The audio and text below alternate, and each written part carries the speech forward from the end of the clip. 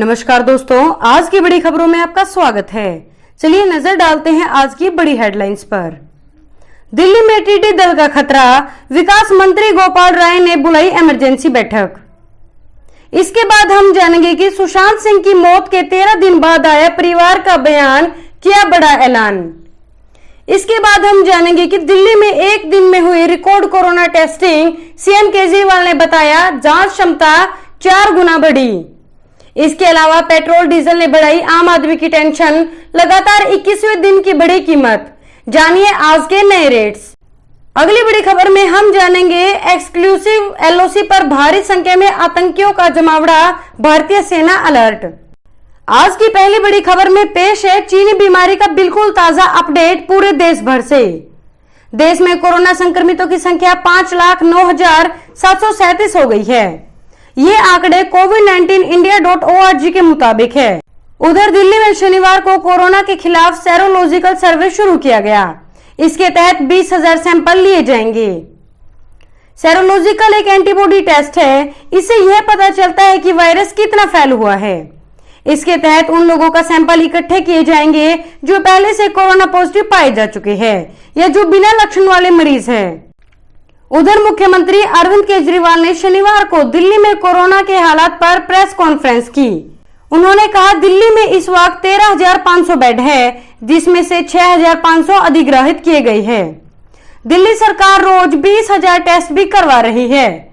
Corona के खिलाफ लड़ाई में केंद्र ने हमें हाथ पकड़कर चलना सिखाया। दिल्ली में मामले बढ़ने के बाद गृह मंत्री अमित शाह ने कमान संभाली और कई बैठकें कर फैसले लिए। संक्रमण के मामले में दिल्ली देश में दूसरे स्थान पर है। चलिए बढ़ते हैं अगली खबर की तरफ। दिल्ली में टिड्डी दल का खतरा, विकास मंत्री गोपाल राय ने बुलाई इमरजेंसी बैठक। दिल्ली में टिड्डियों के खतरे को देखते हुए दिल्ली सरकार के विकास मंत्री गोपाल राय ने इमरजेंसी बैठक बुलाई है।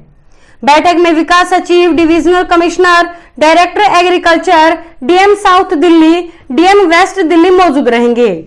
बैठक के बाद सरकार एडवाइजरी जारी करेगी। इसके अलावा दिल्ली से सटे नोएडा में भी टिड्डी दल का खतरा मंडरा रहा है। टिड्डी दल के घुसने की संभावना को लेकर नोएडा में 4 टीम गठित की गई है। गुरुग्राम पहुंचा टिड्डी दल। दिल्ली से सटे गुरुग्राम के भीमगढ़ खेड़ी, राजेंद्र पार्क, सूरतनगर, लक्ष्मण विहार, दौलताबाग फ्लाईओवर पर टिड्डियों का दल मंडरा रहा है। फसलों के ऊपर टिड्डी दलों को मंडराते देखकर किसान परेशान है और उन्हें भगाने की कोशिश में जुटे हैं।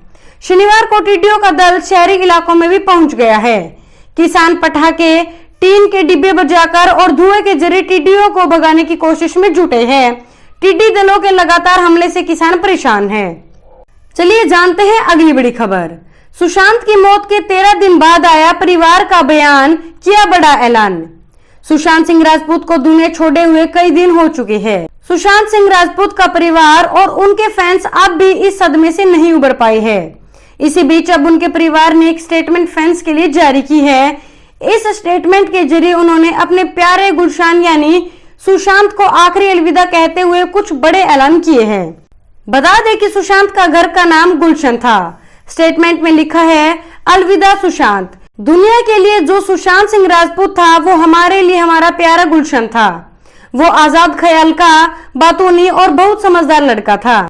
वो हर चीज में दिलचस्पी रखता था। उसके सपने कभी किसी चीज से रुके नहीं और उसने एक शेर के दिल के साथ उन सपनों का पीछा किया। वो दिल खोलकर हंसता था। वो हमारे परिवार का गौरव और प्रेरणा था। उसका टेलीस्कोप उसकी सबसे पसंदीदा चीज थी, जिससे वो सितारों को देखा करता था। हम अभी भी इस बात का यकीन नहीं कर पा रहे हैं कि अब हम कभी उसकी हंसी नहीं सुन पाएंगे, उसकी चमकती आंखें नहीं देख पाएंगे और साइंस के बारे में उसकी कभी खत्म ना होने वाली बातें नहीं सुन पाएंगे।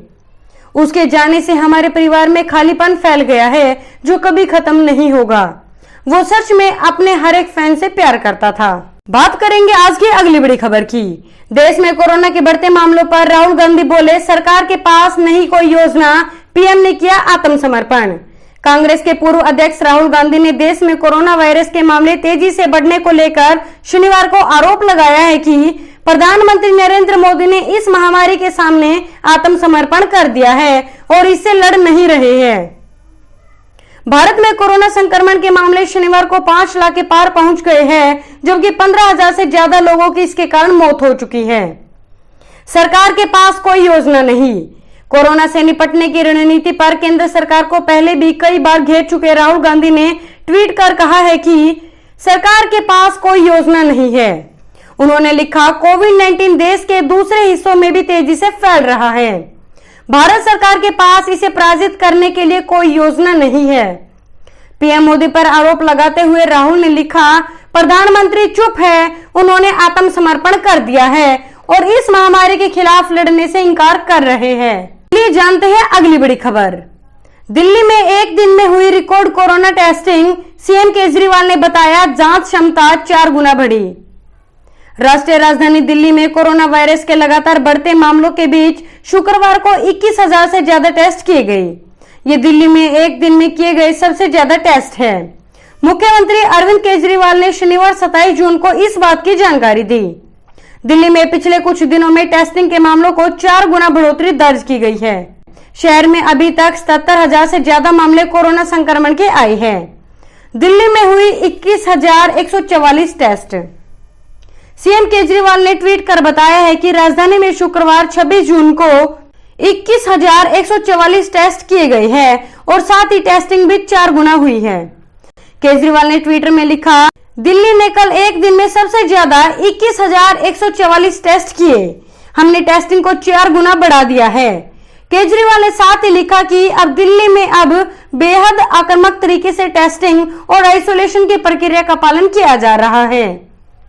बात करेंगे आज की अगली बड़ी खबर की। चीन के बाद अब कोरोना पर राहुल गांधी ने केंद्र को घेरा, कहा पीएम ने सरेंडर कर दिया। कांग्रेस के पूर्व अध्यक्ष और नेता राहुल गांधी ने एक बार फिर मोदी सरकार पर हमला किया है। लद्दाख की गलवान घाटी में चीनी सैनिकों और भारतीय सुरक्षा बलों के बीच हुई हिंसक झड़प में शहीद हुए 20 भारतीय सैनिकों की शहादत पर प्रधानमंत्री नरेंद्र मोदी पर लगातार हमला करने के बाद राहुल गांधी ने केंद्र सरकार को कोरोना वायरस के बढ़ते मामलों पर घेरने की कोशिश की है।